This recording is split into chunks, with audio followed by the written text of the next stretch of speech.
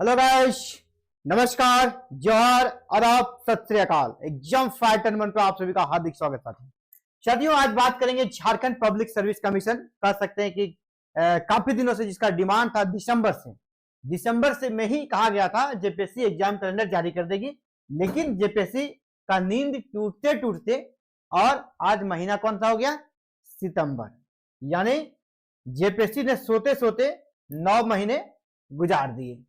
9 महीने गुजार दिए, इसके बाद भी जब नींद टूटा है, लगता है पूरा नींद नहीं टूटा है ना। आंख जो ना, जब पूरा आपको गहरी नींद रहता है, आंख पूरा खुलता नहीं है। अभी भी जेपीएससी का पूरा आंख नहीं खुला। आप देखिएगा इसके कैलेंडर में बहुत सारी त्रुटियां हैं और 2025 का कैलेंडर जारी हो गया। पहले कैलेंडर दिखाएंगे आपको, इसके बाद क्या त्रुटियां हैं बात करेंगे। 14 जेपीएससी का क्या अब लग रहा है आपको कब तक होगा। 11 से 13 जेपीएससी के बारे में आपको बताना, कट ऑफ जारी हो गया है, कट ऑफ मार्क्स जारी हो गया है। इसके बाद 14 जेपीएससी के बारे में बात होगी। इसके साथ ही आपको पता है असिस्टेंट प्रोफेसर की परमानेंट वैकेंसी निकालने के लिए जेपीएससी को 2 महीने का अल्टीमेटम मिला है। कहां से? हाई कोर्ट से। इस परमानेंट असिस्टेंट प्रोफेसर का क्या हुआ, और जेट जिसका नोटिफिकेशन जेपीएससी 2024 में निकाल चुके थे, उसका क्या होगा। इन सभी मैटर्स पे हम लोग आज की इस वीडियो में बात करेंगे। कैलेंडर जारी हुआ है तो सबसे पहले हम लोग कैलेंडर को देख लेते हैं, ठीक है। सबसे पहले आप कैलेंडर को देखिए, ये है कैलेंडर आपको आई थिंक अब दिख जाएगा। ये है कैलेंडर। क्या लिखा है? आगामी परीक्षाओं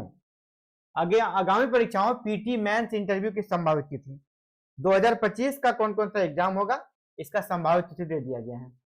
और अब देखकर यही लगता है जेपीएससी के जो चेयरमैन है ना, वो थोड़े सुस्त टाइप से, लेजी टाइप से इंसान है, ये लग रहा है, ठीक है।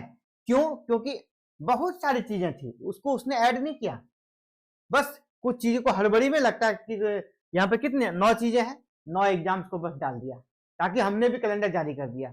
इस कैलेंडर पे विवाद होना है, उनको भी पता है, इससे विवाद होना तय है। जो जेपीएससी का सबसे बड़ा एग्जाम होता है सिविल सर्विसेज, उसका कहीं जगह ही नहीं दिया गया। देख लीजिए आप, सबसे 1 नंबर पे क्या है? Dental doctor. इसका इंटरव्यू होगा 21 से 22 सितंबर इसी महीने। असिस्टेंट पब्लिक प्रोसिक्यूटर बैकलॉग और असिस्टेंट पब्लिक प्रोसिक्यूटर रेगुलर, दोनों टाइप की वैकेंसी है। और इसका क्या होगा? पीटी भी होगा, पीटी ही एग्जाम होगा, बस एक एग्जाम होगा जो 4 और 5 अक्टूबर और क्रमशः 10 और 11 अक्टूबर को निर्धारित है, अगले महीने में।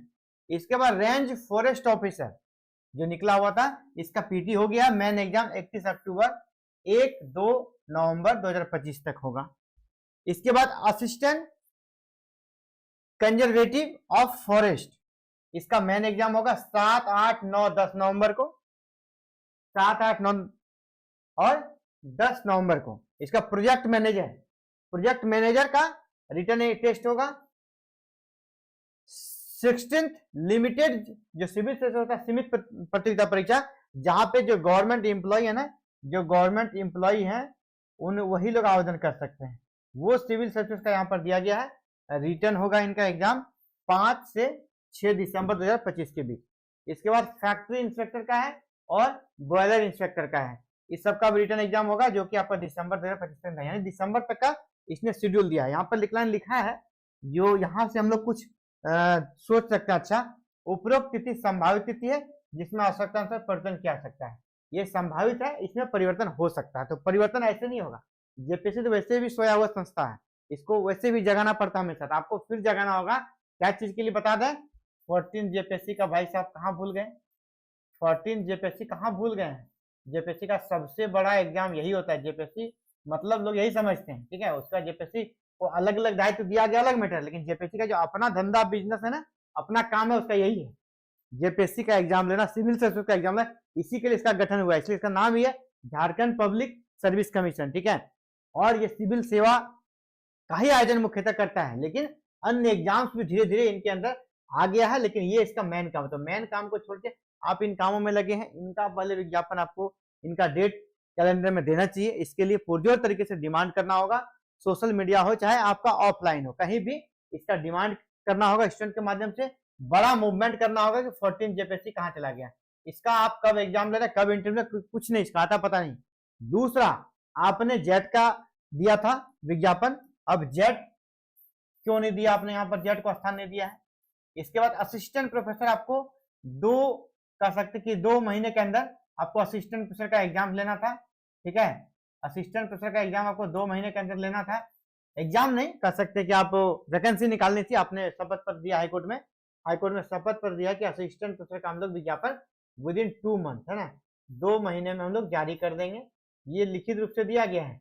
तो वो फिर कहाँ चला गया, यानी कोर्ट के साथ भी खेल रहे हैं ये लोग, भी कोर्ट के साथ गेम खेल रहे हैं। ठीक है, अभी देखिए यहाँ पे हमको अब ये क्लियर कट लग रहा है कि जेपीएससी ना अब जेट नहीं कंडक्ट कराएगी और असिस्टेंट प्रोफेसर भी कंडक्ट नहीं कराएगी, क्योंकि ये अब लेट लतीफ संस्था है और ये अपने हाथ खड़े कर चुकी है। अब ये जो नया आयोग बना है ना, ये नए आयोग के माध्यम से ही होगा। चलिए हम लोग बात करते हैं, कैलेंडर तो रहा, अब इसके लिए क्या करना, अभी बच्चा को आपके लिए उम्मीद यही है 14 जेपीएससी, ये इनका उम्मीद आप जेपीएससी से छोड़ सकते हैं, असिस्टेंट का भी छोड़ सकते हैं कि ये अपना टारगेट बना चुकी है मन, ये इसके कैलेंडर से स्पष्ट हो गया।